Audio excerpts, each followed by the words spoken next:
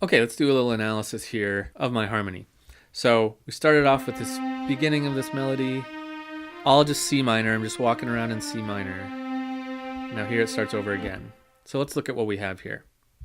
Let's kind of minimize our movie because we don't care about it at the moment. Okay, F, A, C. Now where I started here is really interesting. Instead of starting on C minor, I started on the 4 chord, and I actually started on a major 4 chord. That should be A flat if we're going to totally stay in key. But I put it as a major because I thought it would sound kind of good.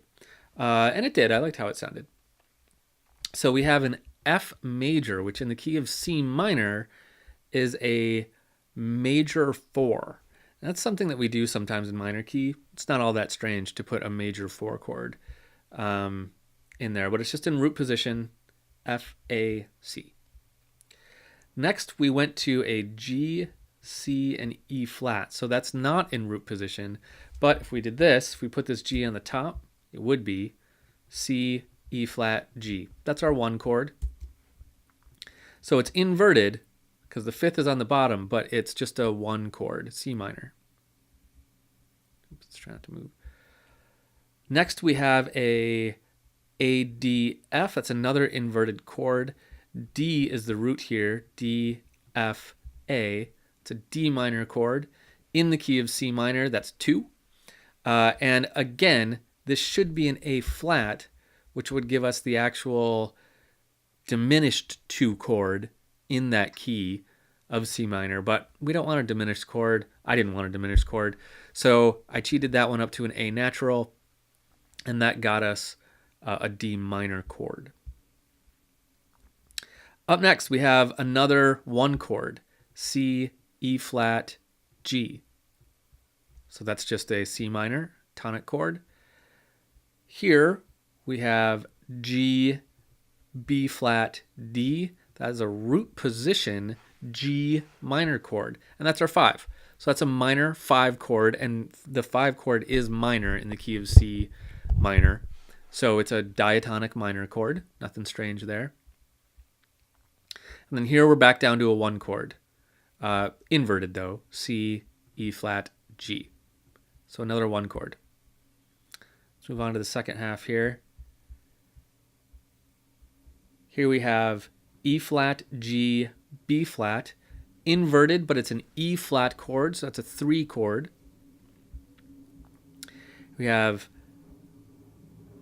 F, A flat, and C.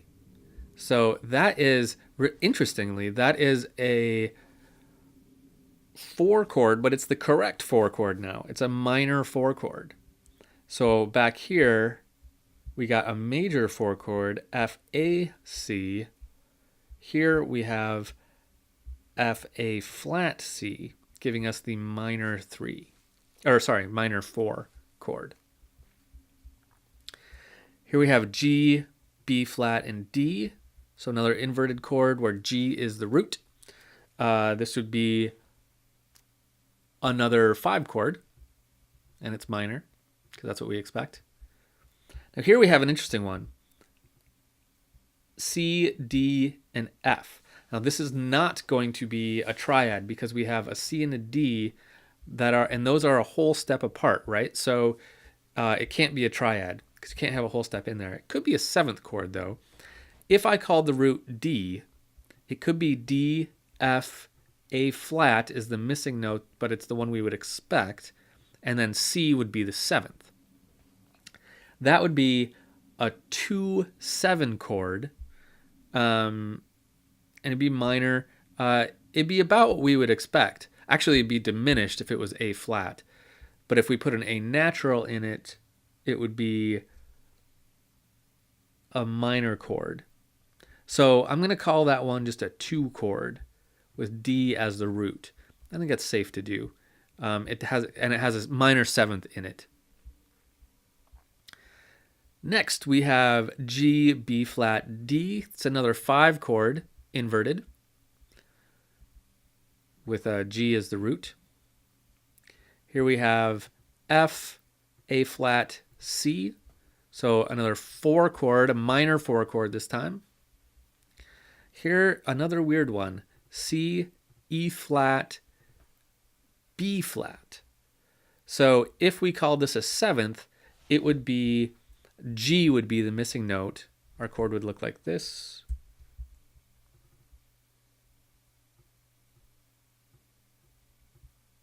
That would be our triad in root position. C, E flat, G, that's the triad, those three notes. And then the seventh is B flat. So that would be a 1-7 chord. And I think we can call it that. I think that's kind of how it's functioning.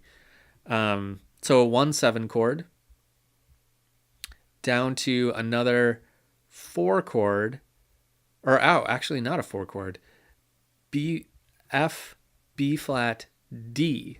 So this one, we could call it a D chord, D, F,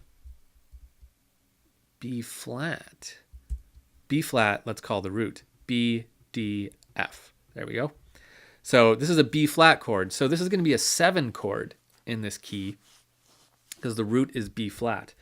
But it's all in key. Seventh chords are good in minor. Remember, if you're thinking, oh, seventh chords are dangerous and hard to use, that's true in major. In minor, not so much. In minors are great.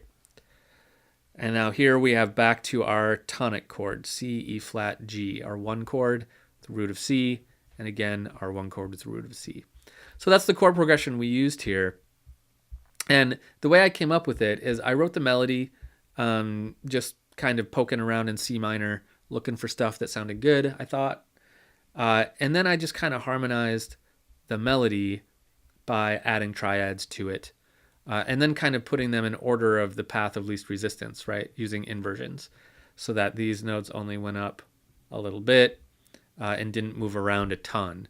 You try to keep steps to be small. That's why we didn't go like this, because then this step would be big. The lowest note would be a big step. We want to avoid those really big steps if we want it to sound nice and good.